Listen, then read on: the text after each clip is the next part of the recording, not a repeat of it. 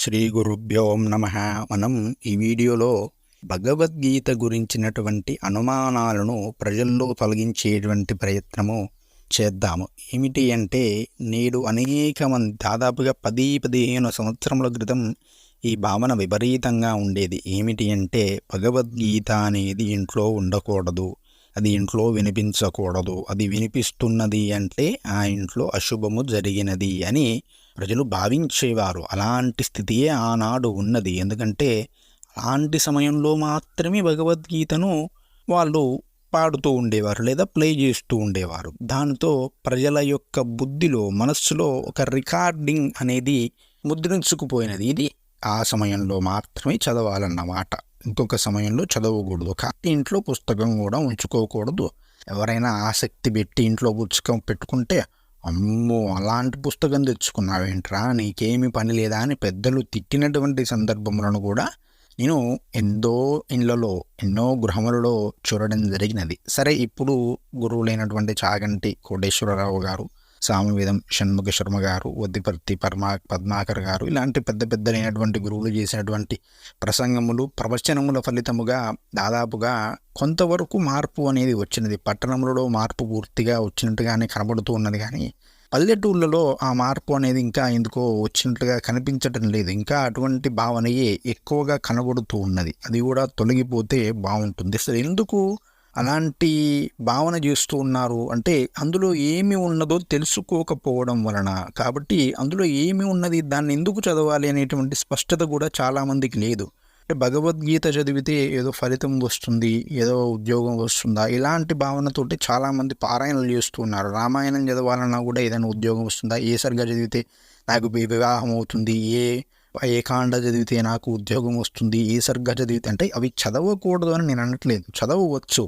కానీ మనము మంచినీళ్ళు తాగుతామండి దప్పికైనప్పుడు. గుట్ట ఒకేసారి ఒక గ్లాసెడ్ నీళ్ళన్నీ కూడా 2-3 గ్లాసులు నీళ్ళు తాగేస్తే ఏమవుతుంది, మన కడుపు ఉబ్బరం అవుతుంది, వెంటనే మూత్ర రూపంలో అది విసర్జింపబడుతుంది. అలా కాకుండా ఒక 2 గ్లాసుల నీళ్ళ బదులు 1 గ్లాసు నీటిని మెల్లిమెల్లిగా సిప్ చేస్తూ అంటారు కదా, సిప్ చేస్తూ ఆస్వాదిస్తూ చదివితే నీ దప్పిక తీరుతుంది. ఆ నీరంతా కూడా శరీరానికి బట్టి శరీరంలో ఉన్నటువంటి మలినములన్నీ కూడా తొలగిస్తుంది. ఆ నీరు నీకు ఉత్సాహాన్ని ఇస్తుంది, బుద్ధి వికసనాన్ని ఇస్తుందని మనకు ఆరోగ్య శాస్త్రం చెబుతుంది కదా. అలాగే పారాయణము పేరుతో వారం రోజుల్లోనే కొన్ని వందల శ్లోకాలు ఉన్నటువంటి దాన్నంతా కూడా చదివేసి అందులో ఏమున్నదో అర్థం చేసుకోకుండా వదిలేస్తే నీకేమి వస్తుంది?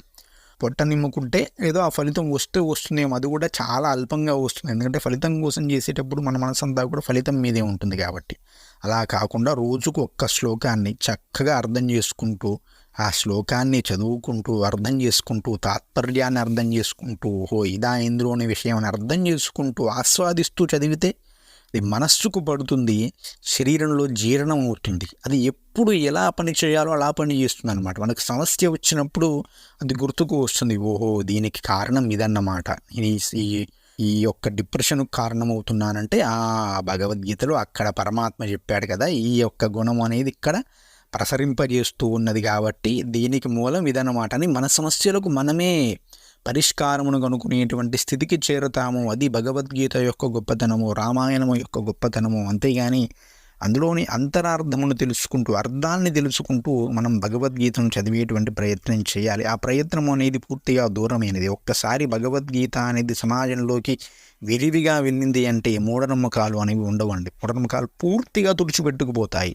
అసలు మూఢత్వాన్ని భగవద్గీత ఖండించినంత గొప్పగా నాస్తికులు కూడా ఖండించరు, అంత గొప్పగా చెప్పడం జరిగింది. దీని ఏదో మత గ్రంథంగా భావిస్తారు చాలామంది. ఏదో 1-2 అధ్యాయాలలో తప్ప పెద్దగా భగవంతుడు ఇక్కడ ఏమి మతం గురించి చెప్పలేదు. పూర్తిగా విజ్ఞానమును గురించి, మానసిక శాస్త్రమును గురించి, శారీర ధర్మశాస్త్రం అండి. ఇందులో శరీరం యొక్క నిర్మాణమును గురించి కూడా భగవానుడు అద్భుతంగా చెప్పడం జరిగినది. గుణత్రయ విభాగ యోగంలో అసలు గుణములను గురించి, ఏ ఆహారం వలన ఎలాంటి ఇబ్బందులు వస్తున్నాయి, ఏ ఆహారం తింటే మనిషి ఏ విధంగా ప్రవర్తిస్తున్నాడు, ఇంద్రియాలను ఎందుకు అదుపు చేసుకోవాలి అనేటువంటి విషయం కూడా మనకి ఇందులో చెప్పడం జరుగుతుంది. ఈ భగవద్గీత అందులో మనిషికి అర్థమైతే, మనలో జీర్ణమైతే, దీనికి నాకు తెలిసి యుద్ధ ప్రారంభంలో భగవానుడు చెప్పినాడు అంటే మన జీవన యుద్ధ ప్రారంభంలో చదువుకోవాలి అని మనకు సూచిస్తూ ఉన్నాడు. నాకు తెలిసి 5 నుంచి 8 సంవత్సరాల వయసులో దీన్ని ప్రారంభించి అధ్యయనం చేయించాలి పిల్లలతోటి. అప్పుడే వారు జీవన యుద్ధాన్ని ప్రారంభిస్తారు. చాలామంది 16 సంవత్సరాలు ఉద్యోగం వచ్చినప్పుడు అనుకుంటారు, అది కాదు. వారు లౌకిక జీవితంలోకి వచ్చేది అప్పుడే కదా, పాఠశాలలోకి.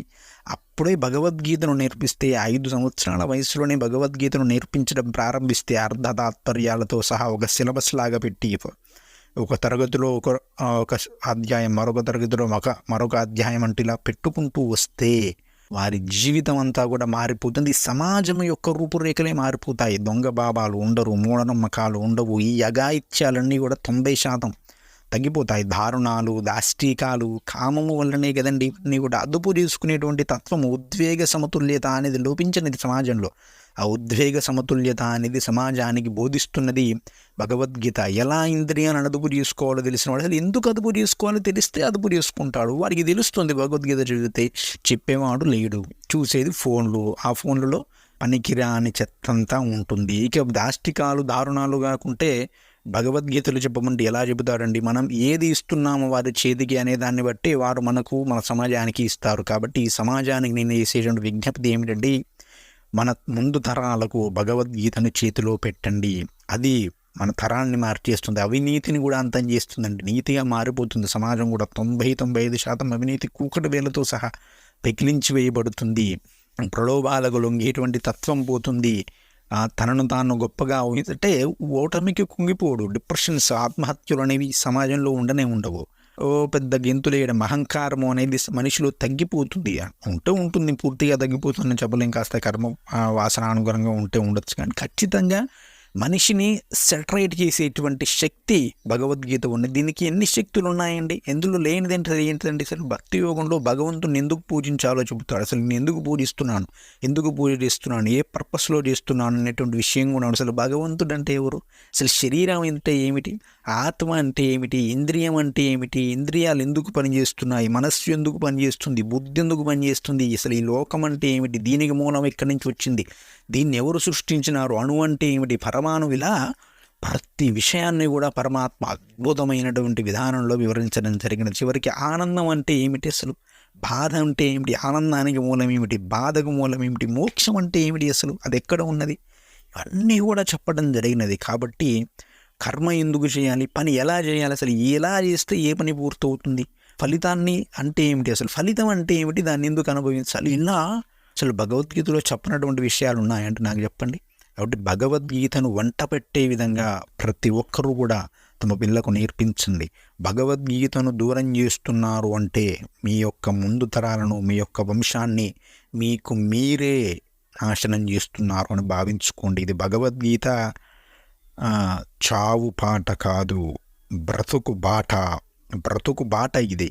మన జీవితానికి ఒక పూలబాటను వేసేస్తుంది. ఇక జీవితంలో వాడికి తిరుగు ఉండదండి. భగవద్గీతను చదివిన వాడికి జీవితంలో తిరుగు ఉండదు. కాబట్టి ప్రతి ఒక్క హిందువు కూడా, హిందువు అని కాదండి, ప్రతి ఒక్కరూ కూడా భగవద్గీతను చదవండి, చదివించండి, నేర్పించండి. దయచేసి మన పేజ్ తరపున, అంటే మన ఛానల్లో పోస్ట్ చేయట్లేదు కానీ ఫేస్బుక్ పేజ్ ఉందండి, దైవభక్తి అని ఫేస్బుక్ పేజ్ ఉంది. అందులో నేను దాదాపు సంవత్సర కాలం నుంచి కూడా ఈశ్వరానుగ్రహంతో రోజు 1 నుంచి 3-4 శ్లోకములు భగవద్గీతను శంకర భాష్యముతో సహా 4-5 పుస్తకములను పరిశీలించి అత్యంత సులభమైనటువంటి విధానంలో నేను పోస్ట్ చేస్తూ ఉన్నాను. ఆ యొక్క పేజ్ లింక్ అనేది మీకు డిస్క్రిప్షన్లో ఇస్తాను, కామెంట్స్లో కూడా ట్యాగ్ చేస్తాను. అందులోకి వెళ్ళండి. అందులోకి అన్నీ కూడా రోజు పోస్ట్ చేస్తాను సాయంత్రం 4:30 సమయంలో. ఈ మధ్య టెలిగ్రామ్లో నేను స్టార్ట్ చేశాను దైవభక్తి పేజ్లో. అందులో మొదటి నుంచి ఇప్పుడు జస్ట్ ఒక 7-8 రోజులే అయింది. కాబట్టి అందులో కూడా జాయిన్ అవ్వండి, టెలిగ్రామ్ పేజ్లో జాయిన్ అవ్వండి. కొత్తగా నేర్చుకునేవారు అందులో చక్కగా తెలుగు అర్థంతో సహా మీకు భగవద్గీతను అందించడం జరుగుతుంది. ప్రతిరోజు కూడా భగవద్గీత కించిదీత గంగా జలవ కనికాపీత అని శంకరాచార్యుల వారు చెప్పినారు కదా. రోజు భగవద్గీతను చదివినట్లయితే గంగా స్నానం చేసినటువంటి ఫలితం వస్తుంది. ఆ ఫలితం అసలు అపారమండి బాబు. ఆ ఫలితములను మీరు పొందడానికి కూడా సాధ్యం కానంత స్థితిలో ఆ ఫలితం అనేది రావడం జరుగుతుంది. జీవితాన్ని మార్చివేస్తుంది. భగవద్గీత తలరాతను మార్చివేయగలదు. కాబట్టి ప్రతి ఒక్కరూ కూడా భగవద్గీతను చదవండి. ఇంట్లో గీతా ప్రెస్ వారి భగవద్గీత, మహాభారతము, రామాయణ పుస్తకములు ఉండి తీరాలి. అందులో సందేహము లేదు. ఉండకుంటేనే అశుభం అండి. నేను చెబుతున్నాను కదా, ఏ ఇంట్లో అయితే ఈ 3 పుస్తకాలు లేవో ఆ ఇంట్లో అశుభము అని చెప్పుకుంటున్నాను. కనీసం రామాయణము అనేది కనీసం ఉండాలి. రామాయణము, భగవద్గీత అనేది చదవబడుతూ ఉండాలి. ఏదో ఒక విధంగా చదువుతూ ఉండాలి, వింటూ ఉండాలి. సమాజంలో నిరంతరము కూడా ఒక ధారగా, ఒక నిరంతర సత్రయాగంలాగా భగవద్గీత అనేది పారుతూనే ఉండాలి. అప్పుడే ఈ సమాజము కానీ మనిషి కానీ జీవితం కానీ ఉద్ధరించబడతాడు. కాబట్టి భగవద్గీతను చదివేటువంటి ప్రయత్నం చేయండి. చదివే వారిని మూఢత్వంతో అడ్డుకునేటువంటి ప్రయత్నం అస్సలు చేయకండి. స్వస్తి. జై శ్రీరామ్.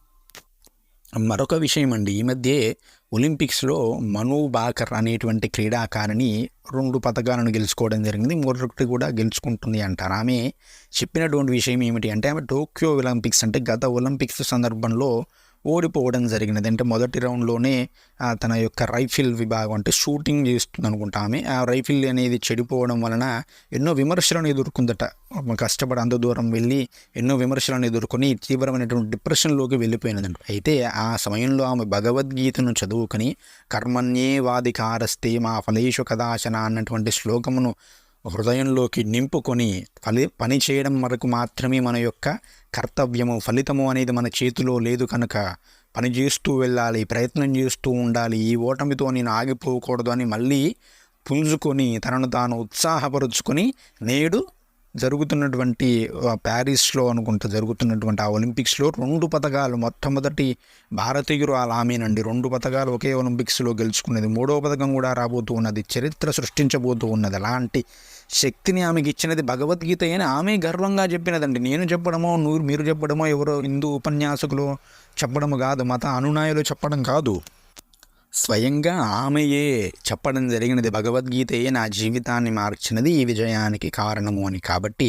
ప్రతి ఒక్కరూ కూడా ఈ స్ఫూర్తి పొందుతారని దీన్ని మళ్ళీ చెప్పడం జరిగినది. కాబట్టి ప్రతి ఒక్కరూ కూడా చదివేటువంటి ప్రయత్నం చేయడం కాదు, చదివి తీరాల్సినది. ఇది శాసనము అంతే. ఇక స్వస్తి.